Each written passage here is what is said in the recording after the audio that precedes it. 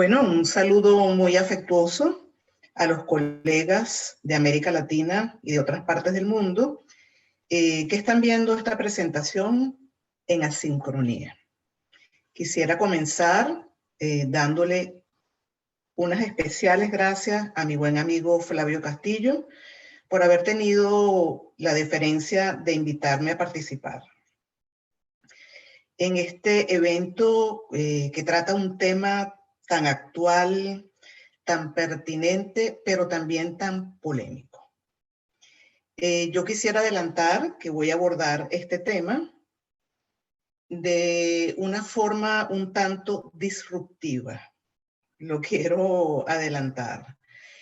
Y también voy a orientarlo desde un enfoque más bien estratégico. Un poco producto de mi experiencia en planificación estratégica en la Universidad Nacional Abierta. Mi nombre es Beatriz Tancredi, soy venezolana y a continuación les voy a presentar mi ponencia que he llamado Mitos, Realidades y Desafíos de la Educación Universitaria Híbrida.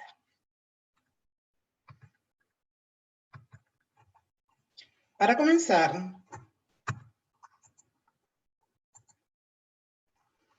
a manera de introducción, les voy a presentar una noticia que salió recientemente, en enero de 2021, en BBC, en el periódico digital de la BBC.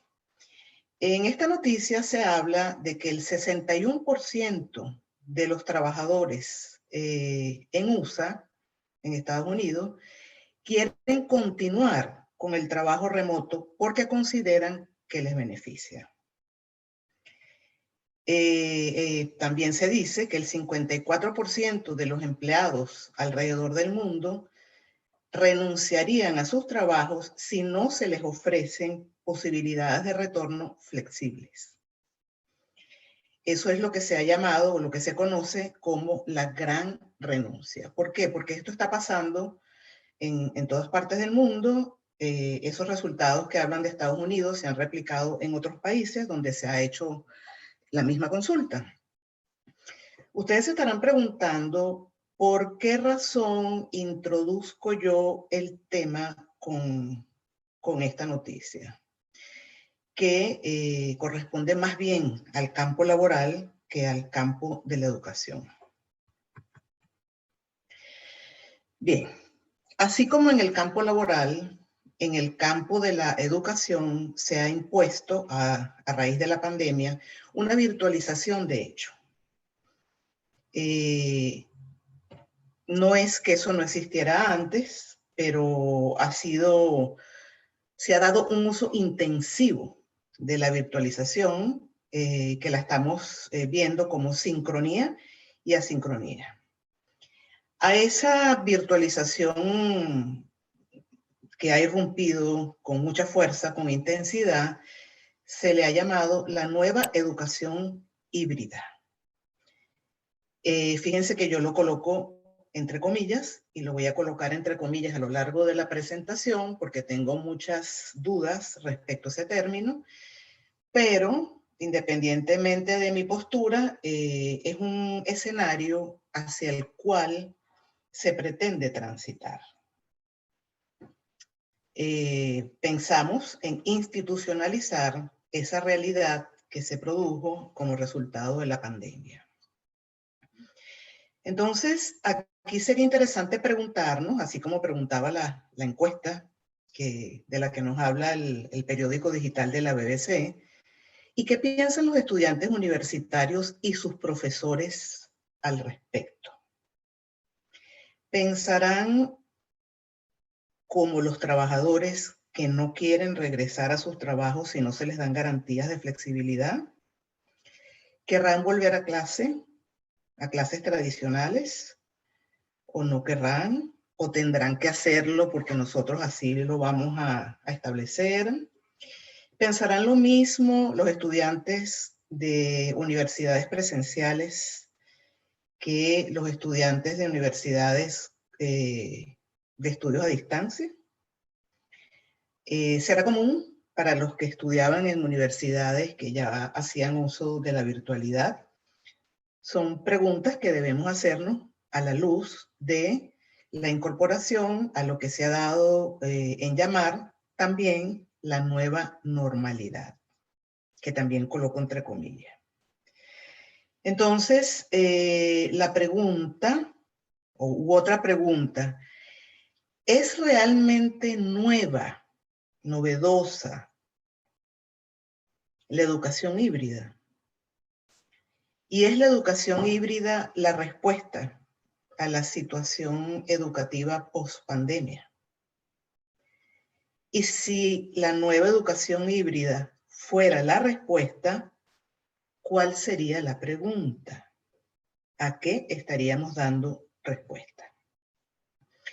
Yo problematizo esto aquí porque con este tema de la llamada nueva educación híbrida, está en el tapete, ciertamente. Es un tema que tiene un peso incontrovertible, pero también considero que se ha convertido en un poco de moda o se ha tomado un poco con ligereza. Y pues asumimos la palabra, la repetimos, la replicamos y no profundizamos en su significado. Entonces nosotros tendríamos como primer punto que revisar esa postura para no tomar esa posición que los anglosajones llaman o dicen take it for granted. Es decir, dar todo por sentado. Dar por sentado que es nueva, dar por sentado que es como la hemos definido. Y bueno, es necesario entonces darse cuenta que hay diferentes conceptualizaciones, múltiples conceptualizaciones, y es necesario un marco desde el cual posicionarse para comprender y hacer las críticas que fueran necesarias. Entonces, como contribución para la construcción de este marco interpretativo, nos preguntamos qué es la nueva educación híbrida y vamos a dar respuestas a la luz de algunos de los planteamientos del buen amigo Claudio Rama, quien en el 2020 publicó un texto que llamó La nueva educación híbrida. Vamos a partir de este marco. Claudio Rama nos dice que la nueva educación híbrida es una educación mediada solo por tecnologías digitales. A partir de aquí, yo voy a subrayar expresiones que considero claves y que voy a ir retomando a lo largo de la presentación. En estas destaco solo por tecnologías digitales. Es una educación que deriva de la introducción de las pedagogías informáticas en la educación. Y aquí en la educación universitaria. Y aquí destaco esa expresión. Y particularmente en la educación presencial. Fíjense qué interesante. Claudio Rama lo coloca el énfasis en la educación presencial, aunque si bien es cierto, él habla de la posibilidad de usarla en múltiples modalidades. Está centrada en una combinatoria de modalidades virtuales de aprendizajes, sincrónicas y asincrónicas. Y destaco esto aquí porque para él la nueva educación híbrida, vamos a decir, el objeto de hibridación es la sincronía y la asincronía, facilitadas, por supuesto, por las tecnologías digitales. Nos habla Claudio de que en cuanto a lo sincrónico, se ha intensificado el uso de Zoom, de Skype, de Google Meet y de otras herramientas como plataformas de asesoría en sincronía. Yo quiero hacer ver aquí que, si bien es cierto que se ha intensificado, como decíamos al principio, realmente esas herramientas no son nuevas ni novedosas. Estamos hablando de herramientas que surgieron por el 2010, por el 2011. Entonces, lo que hemos hecho es utilizarlas más intensivamente. De hecho, Zoom es la que más se está utilizando y se ha convertido prácticamente en un estándar para la comunicación sincrónica en educación.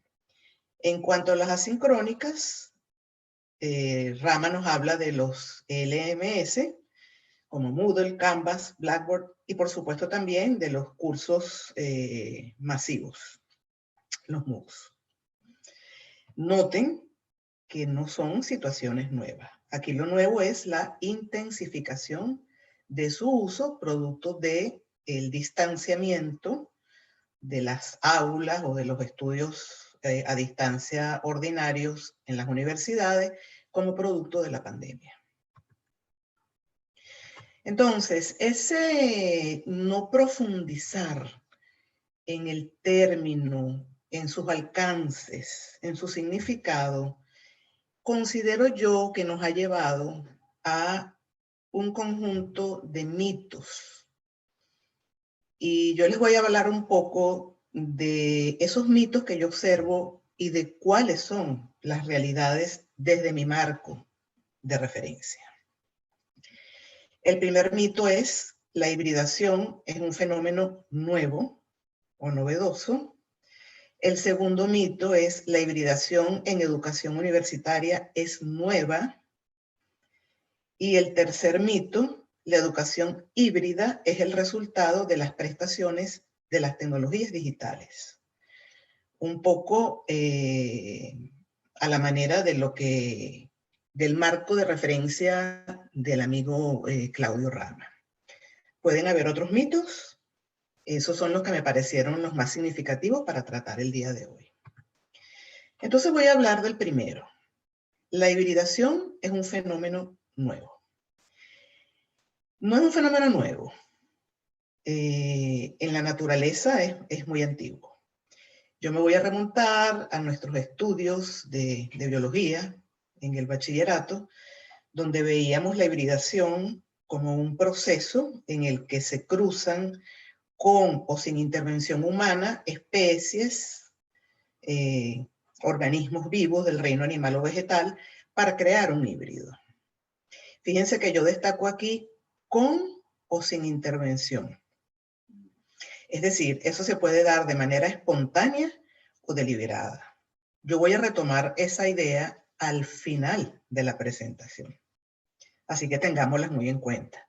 Aquí tenemos dos imágenes muy bonitas de un cebrasno, que es un híbrido de cebra y asno, y de una espiga de un cereal muy bonito, que es el triticale, y muy nutritivo, que sale de la hibridación entre el trigo y el centeno. Es decir, la hibridación como fenómeno no es nuevo. Ustedes dirán, bueno, sí, claro, eso es viejo, lo hemos estudiado en la biología, pero bueno, tampoco es nuevo en el campo de las ciencias sociales, perdón, de las ciencias y de las disciplinas. Este concepto de hibridación contemporáneamente lo hemos traspuesto a diversos dominios del conocimiento. Y en otros dominios del conocimiento, desde hace unos cuantos años, se le considera un tópico de actualidad. Es así como escuchamos de disciplinas híbridas como la ecología, la geohistoria, la etnometodología, los modelos de trabajo híbridos que se han desarrollado intensamente como producto de la pandemia y a los cuales me referí al principio de la presentación, las organizaciones híbridas que combinan distintos tipos de estructura o distintos tipos de participación como esta imagen que tenemos aquí, donde en las intersecciones se dan tipos de organizaciones según estén a la cabeza del Estado, las universidades o las empresas. Y dentro de las ciencias, muy particularmente en las ciencias sociales, Néstor García Canclini, un antropólogo argentino, profesor universitario en distintas universidades de su país y del mundo, ha trabajado profusamente el tema de hibridación cultural y lo define como un proceso de mestizaje cultural que se materializa en escenarios multideterminados, o sea, múltiples escenarios, donde diversos temas se intersectan e interpenetran. Él pone el ejemplo de grupos musicales en el que se produce una fusión entre el rock, el pop, por ejemplo, y música tradicional y folclórica. Tienen allí en la imagen la foto de un grupo argentino que combina justamente el pop con música tradicional y folclórica argentina. Esas interpenetraciones, esas intersecciones también se están viendo en el mundo de la moda, por ejemplo. Derivado del concepto de Néstor García Canclini, él también nos dice algo muy interesante, que la hibridación está asociada a procesos transicionales. Cada vez que hay una transición, pues se plantean los procesos de hibridación. Claro, esto pueden ser procesos muy lentos o procesos muy rápidos, precipitados por las circunstancias, como en el caso de la pandemia. Y esos procesos transicionales suponen que esa hibridación nos lleven a una reestructuración y en la que replanteamos los modos de pensar y de hacer, y en esos modos se da la coexistencia de las realidades que están en el tapete. Bueno, con esto lo que he querido decir es que la hibridación como proceso no es nueva, viene desde muy lejos en la historia. Para otras disciplinas ya se consideraba relativamente nueva hace algunos años. Y destaco también que lo único que se hibrida no es lo sincrónico y lo asincrónico como producto de la tecnología, sino que hay otros escenarios de hibridación. Eso lo voy a comentar más ampliamente en el siguiente punto. El segundo mito es el que dice que la hibridación en educación universitaria es nueva. Les coloco acá en la imagen la portada de la revista Riet de Educación a Distancia, en la que yo escribí un artículo que se llamó Apuntes para resignificar la educación a distancia. Eso fue en el 2011. Yo vengo estudiando el tema de la hibridación desde hace muchos años. Es un tema que me apasiona. Por eso aprecio tanto la invitación que me hiciera el gran amigo Flavio Castillo para participar en esta jornada, porque me permite contarles un poco las reflexiones y el pensamiento que yo he dedicado durante muchos años a este tema. En ese artículo yo cuestionaba la vigencia del modelo de educación a distancia tal y como se concebía en el momento, porque la realidad ya estaba dando señales, ya estaba dándonos muestras de una hibridación en curso.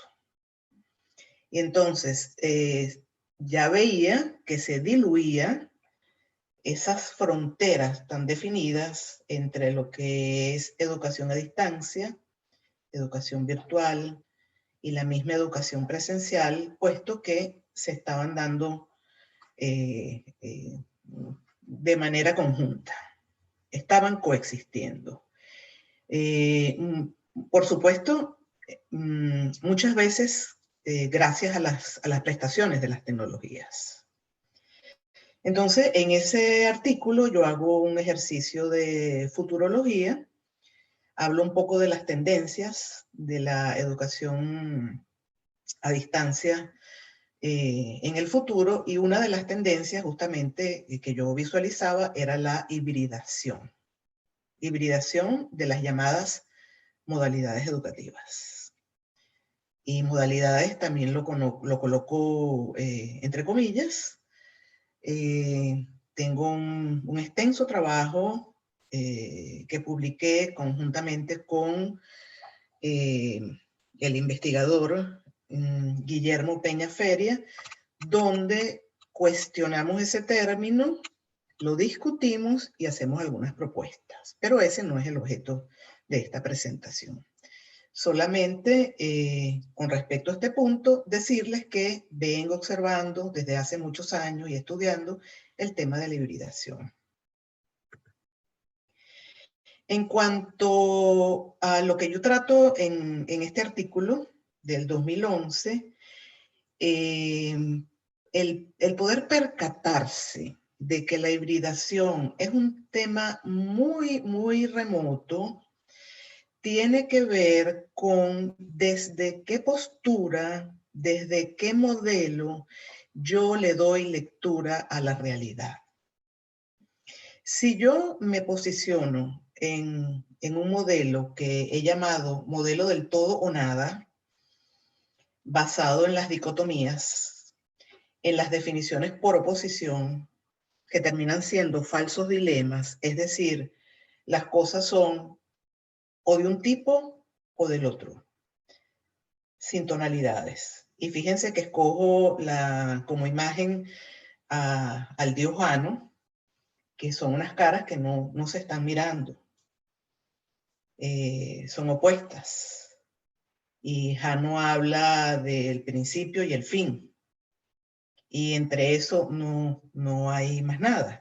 Entonces, si yo hago una lectura de la realidad desde esa perspectiva, yo o no voy a decir o no voy a aceptar que la hibridación es un fenómeno muy antiguo y que se viene presentando con más intensidad contemporáneamente, o voy a creer que antes no había hibridación y que ahora gracias a las tecnologías sí la hay.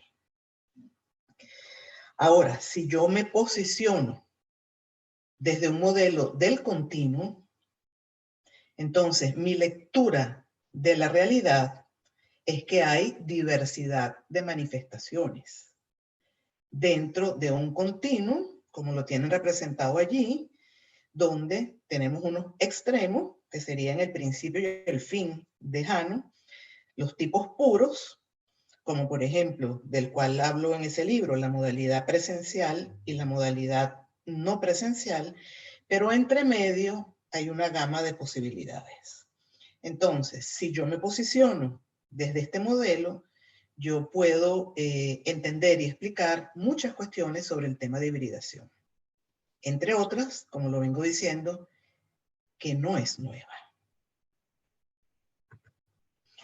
El tercer mito que yo observo es el decir que la educación híbrida es el resultado de las prestaciones de las tecnologías digitales. A ver, yo considero que tal vez lo que estamos viendo en la actualidad, sí, que es la intensificación de la virtualización y la posibilidad de la sincronía y la sincronía y asincronía gracias al uso intensivo de las tecnologías informáticas, de las telecomunicaciones, de las redes. Pero la única arista desde la cual nosotros podemos ver lo que es la hibridación no es en lo digital. Como decía García Canclini, hay espacios multideterminados para la hibridación. Y me voy a ir a un ejemplo bien remoto como para magnificar lo que quiero decir. Y tenemos aquí en la pantalla una imagen del Paleolítico, o sea, que representa el Paleolítico, y esas expresiones hermosísimas como las hay en las cuevas de Altamira, de las que se han discutido mucho con qué propósito hizo el hombre del Paleolítico estas imágenes. Pues se ha hablado mucho de que son imágenes de culto, imágenes religiosas. Se ha hablado de que es una expresión del arte por el arte. Y yo considero que también eran materiales educativos. Entonces, un maestro podía llevar a los niños a la cueva y mostrarle el animal dibujado, representado, antes de enfrentarlo en la realidad. Podía mostrarle la escena de caza e instruirlo en ese sentido. Entonces, ahí estaríamos hablando de una educación presencial, ¿verdad? Pero si después los niños hechos adolescentes volvían a la caverna y estudiaban solo, entonces estamos hablando de una educación a distancia, porque ya no estaba el maestro, tampoco estaban los que dibujaban las representaciones, y ese adolescente estudiaba solo por las imágenes.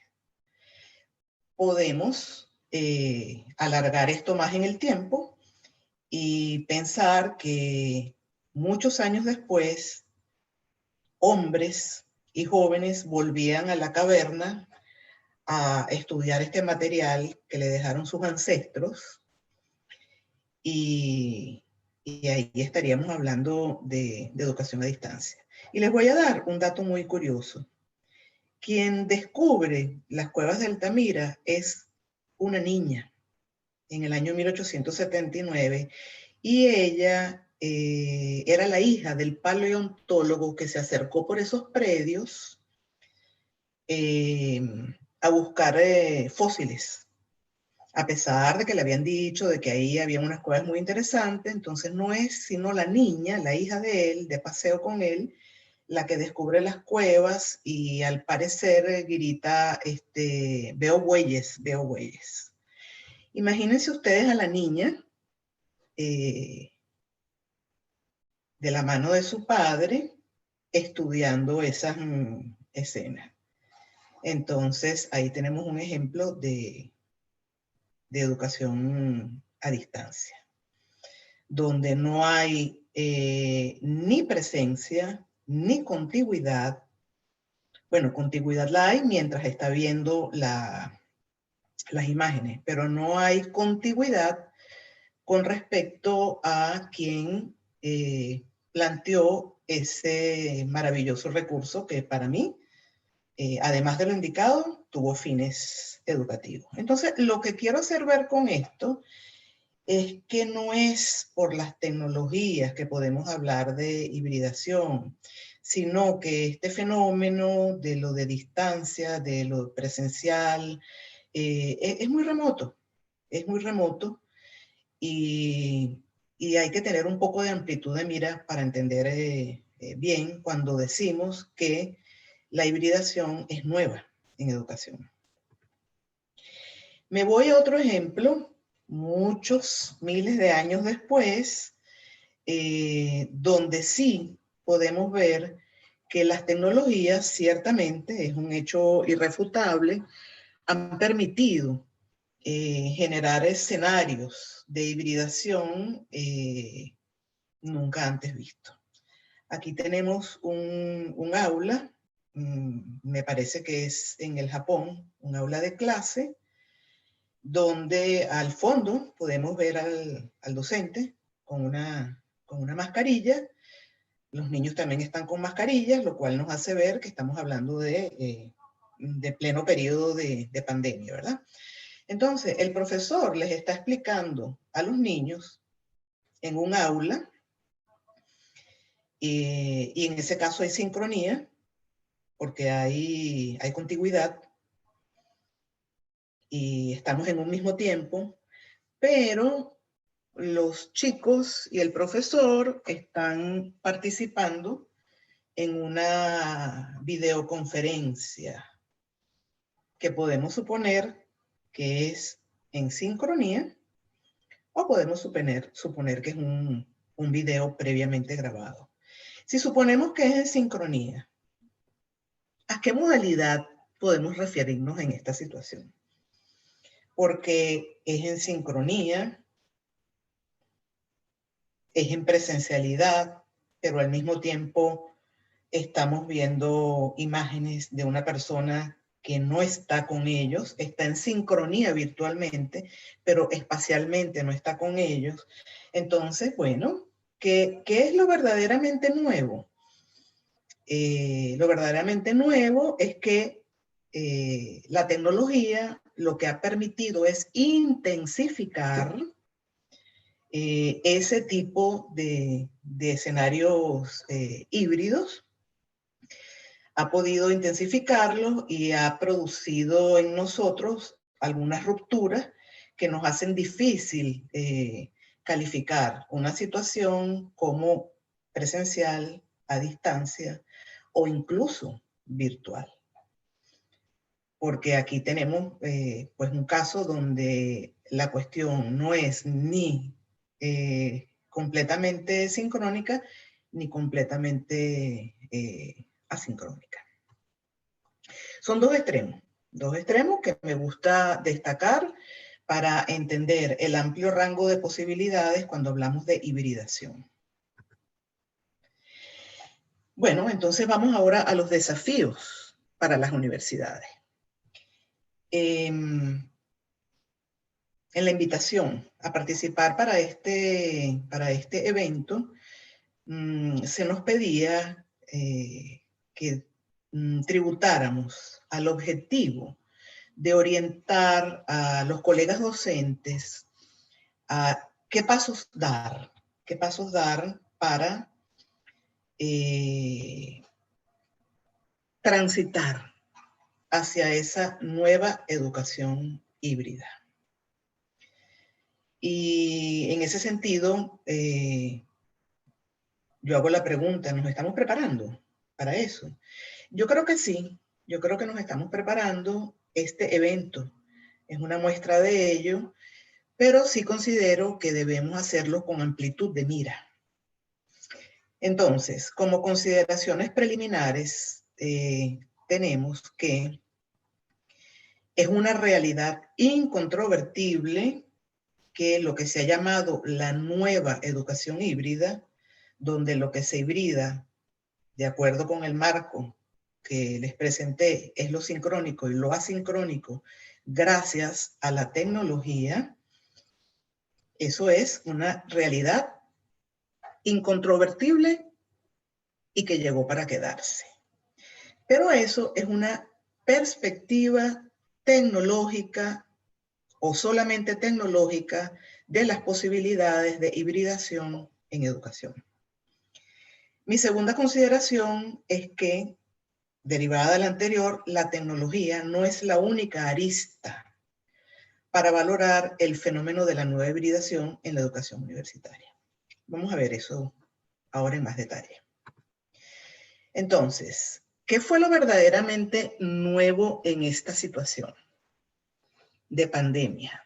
Y que ahora será de pospandemia, aunque todavía no hemos salido de esta situación. Yo creo que lo verdaderamente nuevo no estuvo en lo tecnológico. Ya dijimos que muchos de los recursos cuyo uso se intensificó vienen del año 2010, 2011. Ciertamente se intensificó su uso para suplir la distancia que se impuso por el tema de la pandemia y la suspensión de actividades en las instituciones universitarias. Ahora, ¿qué fue lo verdaderamente nuevo en esta situación? Lo que yo veo como verdaderamente nuevo es que se intensificaron las participaciones de los estudiantes y por supuesto también de sus profesores en la educación formal, perdón, no formal e informal. Es decir, la educación formal, académica, se vio un poco de lado para que estudiantes y profesores potenciaran su participación en la educación no formal e informal. Así pues, se generaron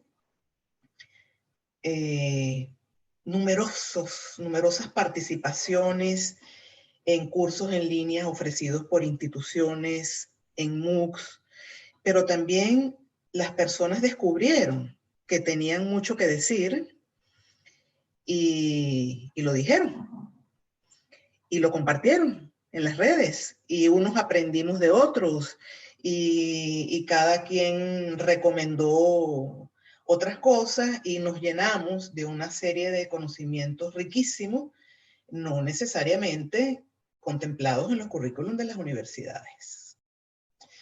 También se intensificaron las relaciones entre espacios geográficos porque algunos de esos cursos, algunas de esas experiencias se tomaron de otros países diferentes al nuestro. También se interpenetraron ambientes de aprendizaje. Los museos ofrecieron visitas en línea, en sincronía o en asincronía, bibliotecas, en fin. Todo esto ciertamente facilitado por las tecnologías, ciertamente. Entonces, ¿qué veo yo? Que se interpenetraron espontáneamente, sin intervención de las universidades, nuevos espacios de aprendizaje. Y fíjense que digo espontáneamente. Recuerden cuando vimos las imágenes de la hibridación en la naturaleza, yo subrayaba en el concepto que la hibridación en la naturaleza se producía con o sin intervención. Entonces, ¿qué pasó aquí? Que con las universidades y pese a ellas, tanto estudiantes como profesores espontáneamente se formaron, exploraron, indagaron en áreas muy de su interés y espontáneamente también ofrecieron a otros conocimientos que tienen, experiencias que tienen en determinados nichos. Entonces, ¿qué plantea eso para nosotros los educadores universitarios? Una realidad que es muy fluida, es transicional. ¿Hacia dónde nos lleva esto? Está en pleno desarrollo y sabemos que existe, la hemos palpado, la hemos vivido, pero no sabemos cuál es su proyección a futuro. Y ahí es donde entra el trabajo del planificador. Y yo me voy a dirigir a mis colegas docentes un poco desde esta óptica. Ante esta situación con estas características, ¿qué es lo que los planificadores deberíamos estar trabajando? Entonces, ¿qué hacer? En cuanto al pensamiento crítico, ¿qué debiéramos estar pensando? ¿Qué debiéramos estar problematizando? Debiéramos estar trabajando en obtener una clara comprensión de lo que es el fenómeno de hibridación y sus alcances, pero con amplitud de mira. Es decir, no plantear que el próximo escenario hacia el que estamos transitando es la hibridación entendida solamente como la posibilidad que nos da la tecnología de combinar espacios sincrónicos y asincrónicos. Una cosa es la disponibilidad, acceso a la tecnología, y otra cosa son las prácticas tecnológicas. ¿Qué hacemos nosotros con la tecnología? Si nosotros reducimos el tema de la hibridación a lo tecnológico, podemos correr grandes riesgos. Podemos correr el riesgo de replicar lo que hacíamos en el aula o en los estudios a distancia, pero ahora con tecnología.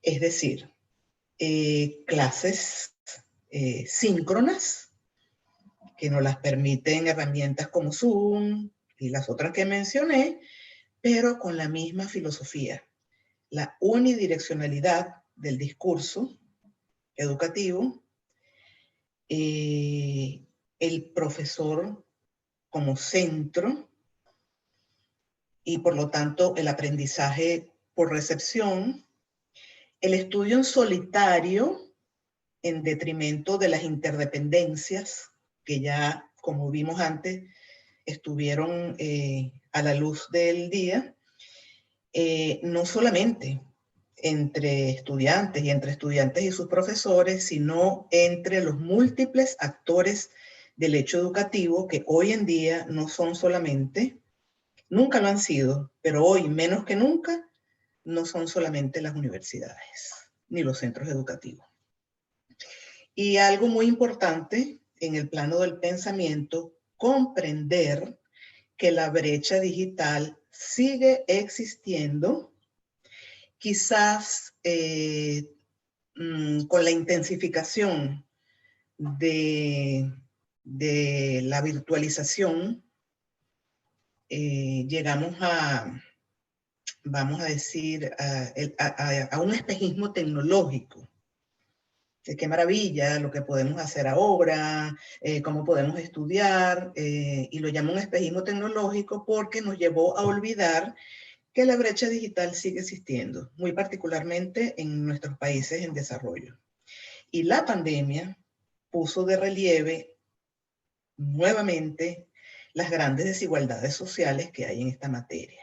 O sea, que de plantear que el escenario hacia el que transitamos es la nueva educación híbrida, entendiendo por eso el foco en la tecnología, pues estamos en problemas y tenemos que ser bastante cuidadosos.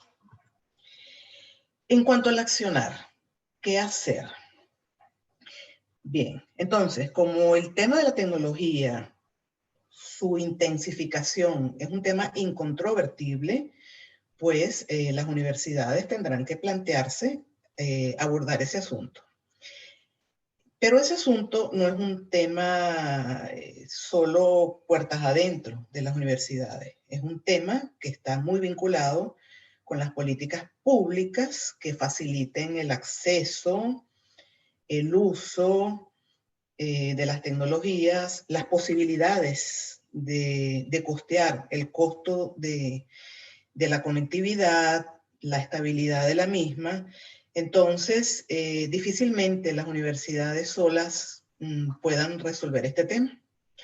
Por lo tanto, los educadores deberíamos presionar por participar en la formulación de políticas públicas sobre el uso intensivo de la tecnología por parte de la comunidad universitaria. Y cuando hablo de la comunidad universitaria, no hablo solamente de los estudiantes y de los profesores, también hablo del personal administrativo que trabaja en la gestión universitaria. Todo el tema de inscripciones, procesamiento de reclamos, tramitación de títulos, constancias de notas, etcétera, etcétera, ¿verdad? En la que la universidad recibe el apoyo del personal administrativo. Entonces hablo de la comunidad universitaria en general. También presionar por participar en la formulación de políticas públicas dirigidas a crear marcos regulatorios apropiados. Hay muchas cosas que, pese a todo este boom, todavía no se pueden hacer ni en instituciones públicas ni en universidades, como por ejemplo la presentación de exámenes en línea. De eso voy a hablar un poquito después. Sé que en algunas universidades se hace, pero voy a comentar. En todo caso, se necesitan marcos regulatorios apropiados. Por eso es que yo recomiendo mirar el tema tecnológico con optimismo, pero también con mucha cautela. Porque faltan esos marcos y por la brecha digital a la cual me refería antes. En el accionar yo veo un campo amplísimo en el que se produzcan hibridaciones y es en el campo del desarrollo curricular. Los educadores debemos estar trabajando en ese tema de la tecnología, sí, pero también tenemos que estar trabajando en este momento en la formulación de currículos abiertos, flexibles. Los estudiantes se acostumbraron durante esta pandemia a lo que les decía antes, a participar en situaciones educativas de la educación no formal e informal. Y los estudiantes van a querer mantener esa flexibilidad que no le estamos dando en las universidades. Yo no sé si los estudiantes y los profesores van a pensar lo mismo que los trabajadores a los que me referí al principio de la presentación. No sé si van a querer volver a clase, no sé si van a participar de esa renuncia global, en fin, no lo creo. Pero lo que sí creo es que no estarían contentos en renunciar a esa flexibilidad que ellos se permitieron y que las circunstancias permitieron de manera bastante espontánea, y sí van a querer que esa energía, esa inversión de tiempo y esfuerzo en esas áreas de gran interés personal sean reconocidas por sus universidades. Entonces, esos currículos, debemos pensar en currículos que permeen, pero que también sean permeados por esas nuevas realidades formativas en las que participaron tanto los estudiantes como los profesores. Y eso va a permitir que los currículos se actualicen con sentido de oportunidad. Todos sabemos cuando una institución universitaria se propone una reforma curricular que son procesos sumamente lentos, que no van al ritmo de las circunstancias. Entonces, esa posibilidad de ser permeados por las nuevas realidades formativas le da un dinamismo al currículum y la posibilidad de actualización oportuna. Ese currículum debe considerar múltiples entradas y salidas. Eso refleja lo que hicieron los estudiantes en estos tiempos. Se metieron en un curso, terminaron, se metieron en otro, no terminaron, pero lo dejaron en suspenso. Al mismo tiempo participaron en actividades ofrecidas por un museo. Después volvieron a terminar el curso que dejaron en pendientes. Entonces, eso tiene que reflejarse en los nuevos diseños curriculares. Una flexibilidad. Eso lleva, por supuesto, a nuevas formas de evaluación de los aprendizajes. Entonces, si nosotros estamos permitiendo que el currículum sea permeado por esas nuevas realidades formativas, tenemos que pensar en nuevas formas de evaluación. Entonces, por ahí se habla de traerse la evaluación de 360 grados, de la evaluación de recursos humanos al mundo de la educación, según la cual todos son nuestros evaluadores, los que están por encima, es decir, la universidad, nuestros pares, pero también las personas que en la comunidad son influidas por nosotros y nosotros también influimos en ello.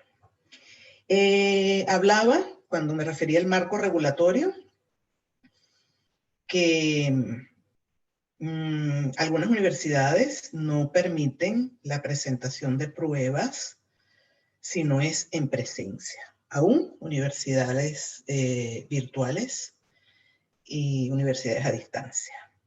Entonces, bueno, habrá que hacer coincidir los marcos regulatorios con esas nuevas posibilidades que están permitiendo precisamente la tecnología, aunque no son de fácil acceso ni son económicas, como la inteligencia artificial, por ejemplo, que permite reconocer si los textos que se encargan a manera de evaluación son producidos por la misma persona, en función de los patrones de tecleado, por ejemplo. O también recursos como identificación facial, identificación de las pupilas, para asegurarse de que quien está presentando la prueba es quien está sentado frente al computador. En fin, ese es un mundo que yo lo coloco más bien en el ámbito de la investigación y la experimentación, pero no podemos dejar de tener en cuenta, sobre todo cuando se conciben los nuevos marcos regulatorios.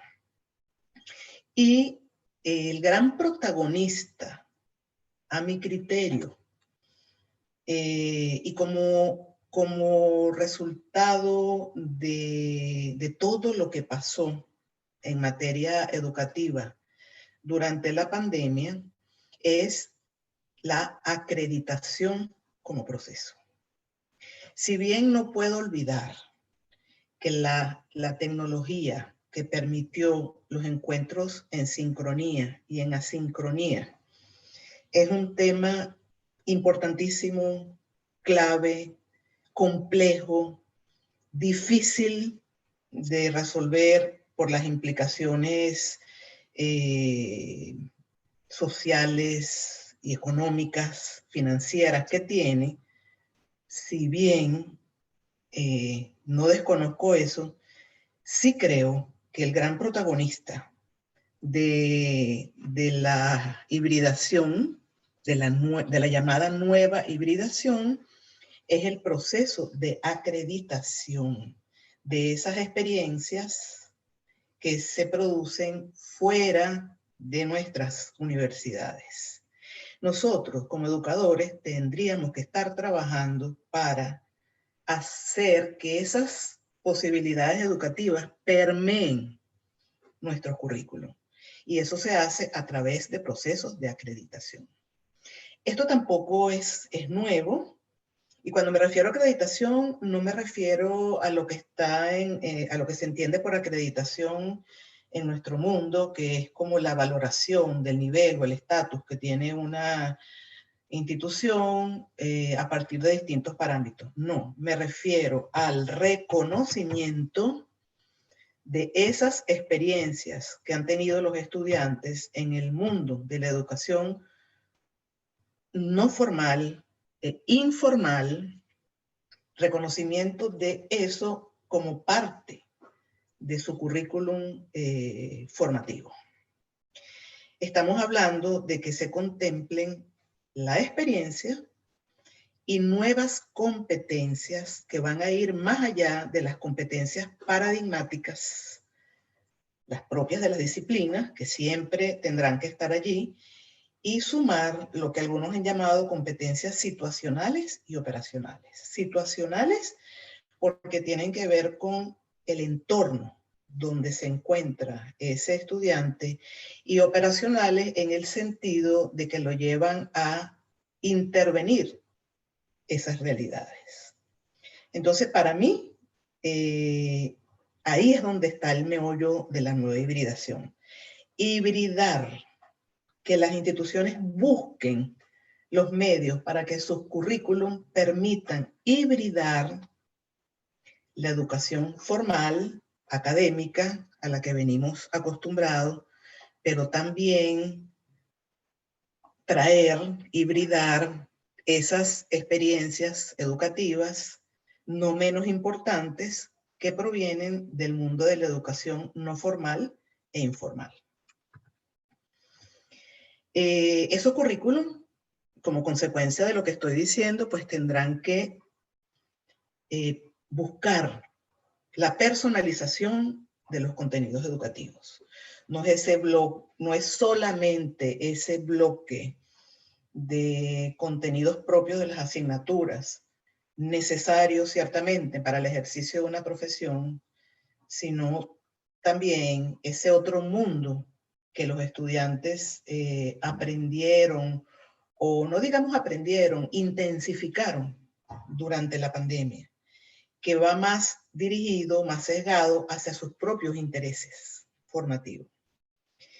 Tendremos también que considerar en ese currículum que se haga norma las relaciones inter e intragrupos como espacios de participación, de debate y de co-creación del conocimiento. Eso pasó en la pandemia y los estudiantes van a querer que siga pasando. Hacer grupos con compañeros de cómo vivieron la pandemia en otros países, esas cosas pasaron. Participaron en grupos donde se hicieron trabajos colaborativos muy hermosos desde el punto de vista artístico, de cómo se ven, por ejemplo, los balcones de las casas en Europa y cómo se ven en Latinoamérica, o por ejemplo, una muy hermosa en la que participó mi hija y una compañera que invitaron a personas de distintas partes del mundo a que dibujaran de su propia mano aquel fenómeno del principio de la pandemia, de cuando los animales silvestres tomaron las calles. Entonces ya los estudiantes personalizaron sus intereses, participaron en grupos de creación y estoy segura que van a querer que eso continúe. Por supuesto que esto lleva a proyectar nuevos roles para los profesores. Entonces, no estamos hablando del mismo profesor de siempre, estamos hablando de un profesor que es un acreditador de esas experiencias, de esas competencias, es un curador de contenidos, es un orientador, siempre lo ha sido, pero ahora más que nunca, un gran articulador de todas esas posibilidades que el estudiante nos pone en el menú, un patrocinador, un promotor de que esas experiencias se den, un co-creador conjuntamente con sus estudiantes y otros colegas, y un gestor de esas tramas de redes sociales utilizadas con propósitos educativos. Entonces, como hay nuevos roles para el profesor, eso nos lleva a repensar los procesos de formación. Y por supuesto, el tema de las alianzas interinstitucionales. Solos en estos tiempos no podemos. Entonces, repensar esas alianzas en estos términos de hibridación, de que lo que yo no tengo me lo pueda dar otra universidad y viceversa, como parte de un currículum abierto, será otra tarea en pendiente.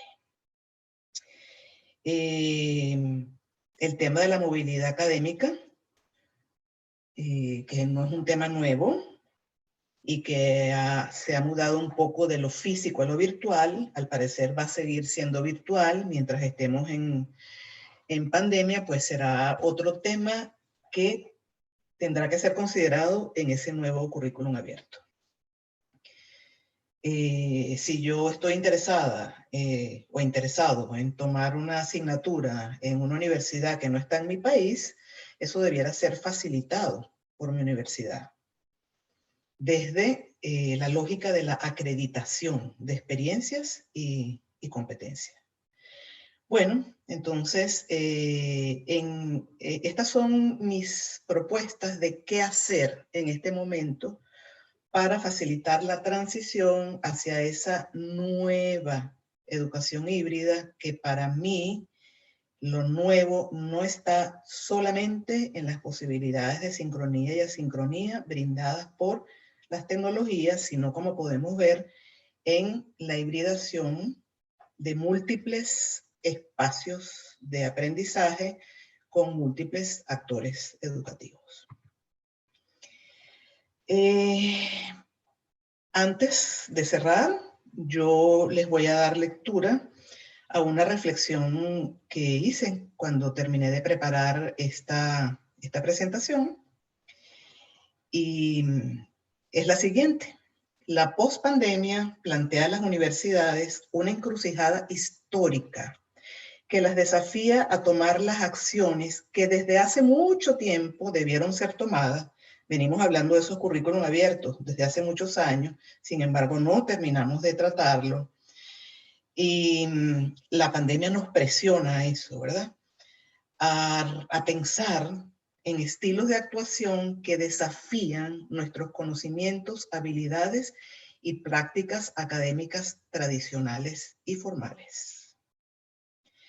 Tal vez lo más importante, sobre todo para mí, sea la de asimilar esas situaciones emergentes, asimilarlas en el currículum de nuestras universidades, en lugar de cristalizar las más tradicionales prácticas educativas. Es decir, podemos hacer lo mismo que veníamos haciendo, con la misma rigidez, la misma unidireccionalidad, la misma centralidad del profesor, pero ahora con tecnología.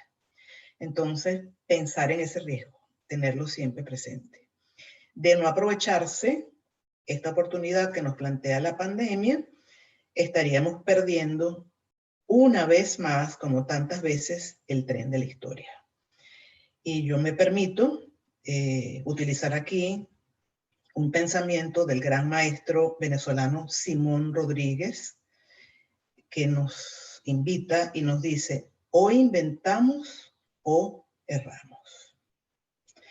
Antes de finalizar, les dejo entonces mi correo electrónico para que si gustan escribirme, yo les pueda enviar los dos trabajos a los que hice mención, donde se ve vamos a decir, lo que ha sido el estudio sobre el tema de la hibridación que vengo haciendo alrededor del año 2011. Y también para cualquier inquietud que ustedes tengan. Yo acostumbro responder los emails. Algunas veces puede que me tarde un poco, pero tengan la certeza de que con mucho cariño y con mucho gusto les voy a responder. Bien, entonces, ya para terminar, pues reitero las gracias a mi buen amigo Flavio Castillo por la enorme oportunidad brindada de conversarles sobre un tema que me apasiona, como es el tema de la hibridación en educación. Y pues invitarlos pues, a tener una postura crítica frente al fenómeno que con seguridad nos va a llevar a clarificar ese territorio oscuro todavía, donde no vemos la luz al final del túnel de qué es lo que nosotros deberíamos estar haciendo en este momento. Bien, con esto termino. Les dije que iba a ser una presentación disruptiva, más enfocada hacia la planificación estratégica. Y pues si he dejado más preguntas sin responder que la que ustedes esperaban, pues yo me siento complacida. Me siento muy complacida. Me propuse responder algunas desde mi particular marco de referencia, pero me encanta si quedan nuevas preguntas, si quedan nuevas inquietudes, porque realmente ese fue mi propósito con esta presentación. Bueno, me despido de ustedes con un abrazo muy afectuoso. Hasta una próxima oportunidad.